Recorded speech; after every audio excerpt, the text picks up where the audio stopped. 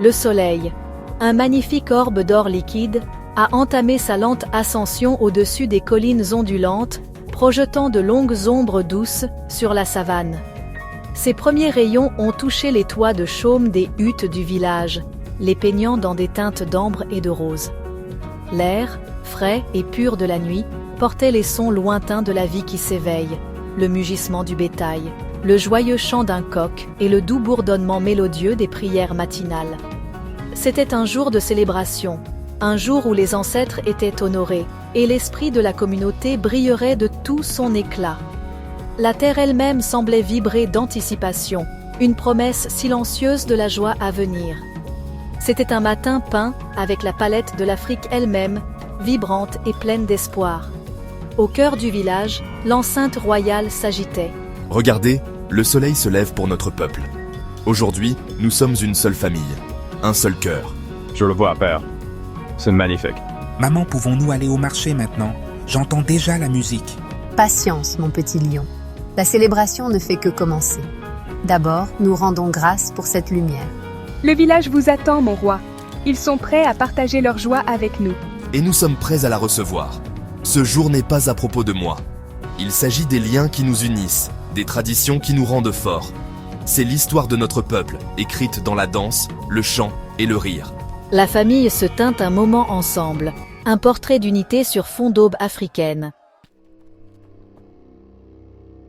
Le marché du village était un kaléidoscope de couleurs, de sons et d'énergie. C'était le cœur vibrant de la communauté, et aujourd'hui, il battait à un rythme particulièrement festif. Les marchands avaient étalé leurs plus belles marchandises sur des nattes tissées et des tables en bois. Il y avait des montagnes de piments rouges ardents et de plantains jaunes vifs, des pyramides d'épices parfumées qui embaumaient l'air, et des poteries artisanales peintes de motifs géométriques complexes. Les artisans affichaient leur savoir-faire avec fierté.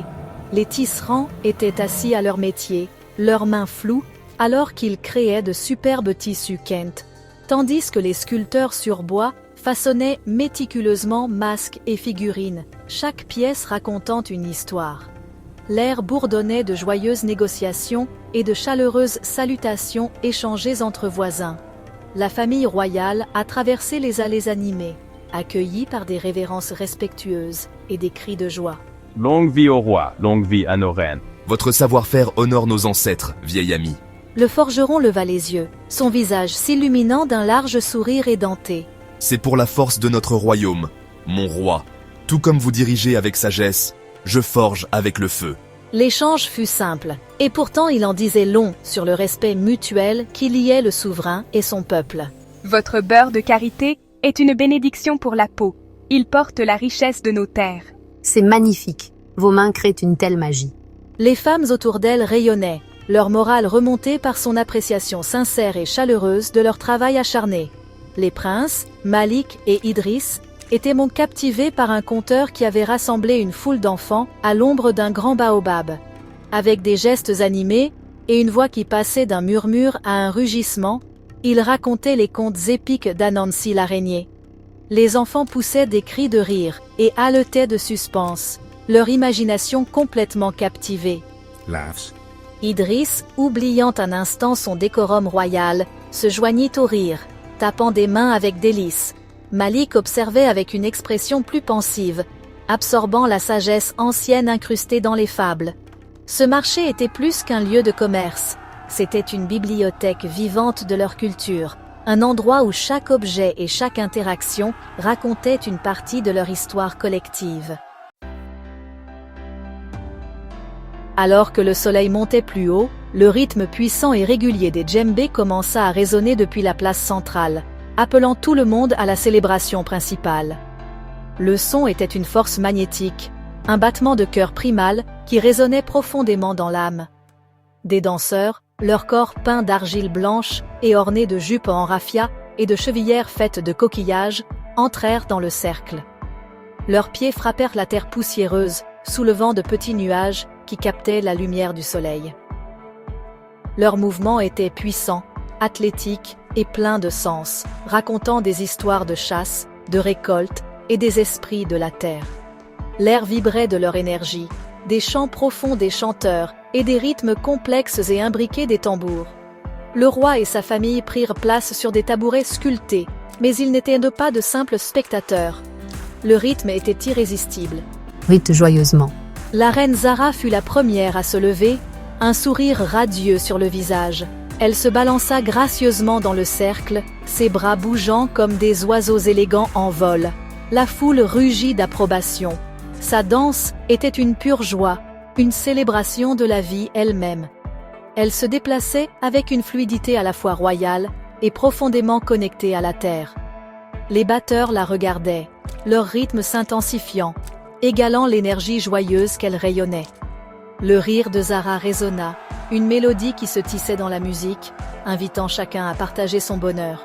Se joint, riant et applaudissant, Inspiré par sa mère, le prince Idriss se leva d'un bond et courut la rejoindre, son petit corps tentant d'imiter les puissants pas des danseurs adultes.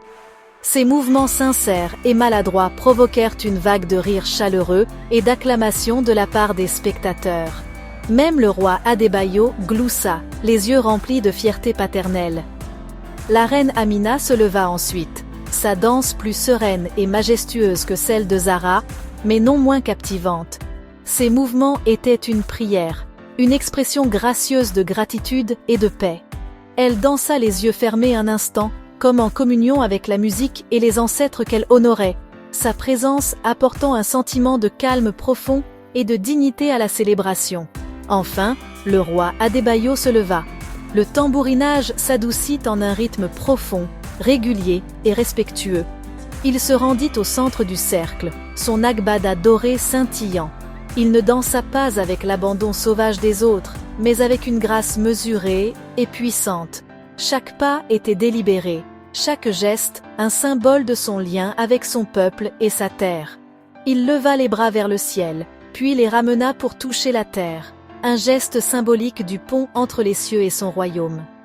À ce moment-là, il était plus qu'un roi. Il était l'incarnation vivante de leur histoire, de leur force et de leur esprit durable, le tout exprimé dans le langage intemporel de la danse. Alors que la journée commençait à s'adoucir, le ciel se transformant en une toile d'orange, de violet et de rose, le village se préparait pour le grand festin. De longues tables en bois étaient disposées sur la place, chargées d'une abondance de plats traditionnels. L'air se remplissait des arômes alléchants de riz jollof, mijotant avec des épices, de poissons grillés assaisonnés de gingembre et d'ail, et de ragoûts savoureux riches en arachides et en légumes verts. De grands bols de fufu et de banku étaient placés au centre, prêts à être partagés. C'était un festin pour tous. Les lignes entre la royauté et le roturier s'estompaient à mesure que les gens s'asseyaient côte à côte, leurs visages illuminés par la lueur chaude des lanternes et du soleil couchant. La famille royale s'assit parmi son peuple, partageant la nourriture des mêmes bols. Le roi Adébayo cassa un morceau de fufu et le trempa dans le ragoût d'arachide, partageant une histoire avec les anciens assis près de lui. Leurs rires étaient profonds et sincères, un son de camaraderie aisée. Le prince Malik écoutait attentivement les récits des anciens, son jeune esprit absorbant l'histoire et la sagesse transmise. La reine Amina aida à servir la nourriture aux enfants, son toucher doux et ses mots gentils, faisant que chaque enfant se sentait vu et chéri.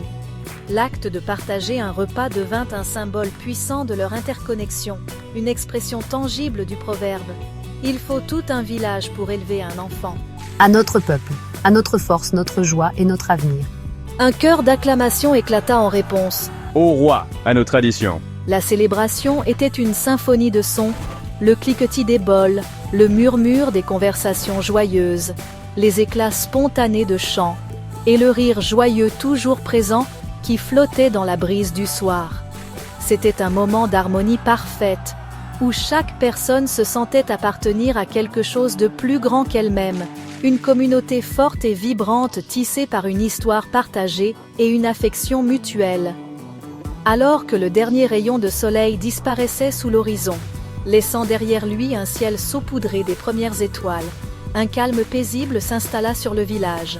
Regardez autour de vous, c'est notre beauté, c'est notre force, Nos traditions ne sont pas des reliques du passé, elles sont l'âme vivante et respirante de notre avenir. Portons cette unité et cette fierté dans nos cœurs chaque jour. Ces paroles se répandirent sur la foule, un message d'espoir durable.